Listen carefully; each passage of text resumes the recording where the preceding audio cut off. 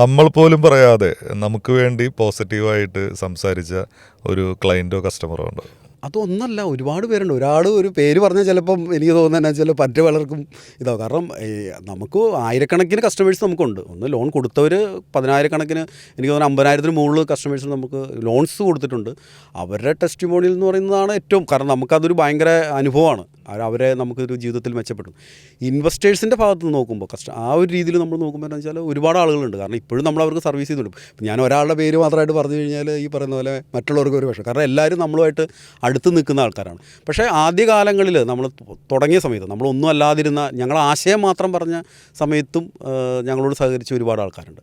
ഒരുപാട് പേരുണ്ട്. ഇപ്പം എനിക്ക് തോന്നുന്നു ഞാനത് പേര് പറയാൻ തുടങ്ങിയാൽ ചിലപ്പോൾ വിട്ടുപോകാൻ സാധ്യതയുള്ളതുകൊണ്ട് അതെ അത് എന്ത് പേര് എന്തുകൊണ്ട് പറഞ്ഞില്ല. ചിലപ്പോൾ നമ്മൾ ഏറ്റവും പെട്ടെന്ന് ഓർക്കാതിരിക്കുന്നതിന് വെച്ചാൽ ഏറ്റവും അടുത്തുള്ള ആൾക്കാരായിരിക്കും.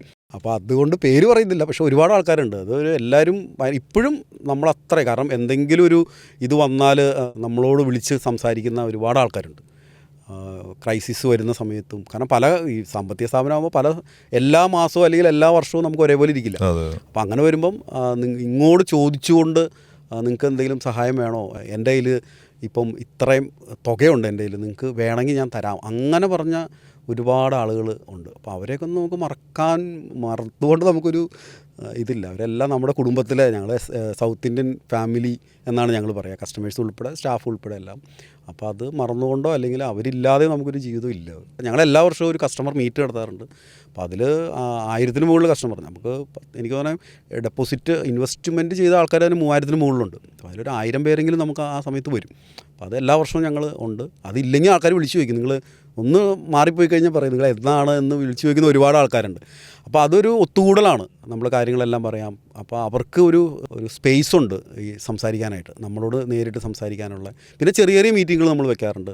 എല്ലാ കമ്പനികളും അങ്ങനെ ചെയ്യുന്നില്ല, പക്ഷെ നമ്മൾ ചെയ്യുന്നുണ്ട്. നമ്മളത് ഇത്രയും നാൾ നമ്മൾ ചെയ്തിട്ടുണ്ട്. ഈ വർഷമുണ്ട്, നമ്മൾ ഡിസംബറിലാണത് സാധാരണ വരാറുള്ളത്. അപ്പോൾ ആളുകളുടെ സജീവമായൊരു പിന്തുണയുണ്ട് അതിന്. ഉയരെ ചെറിയ കഥകൾ, വലിയ ഉയരങ്ങൾ. A talk show that inspires.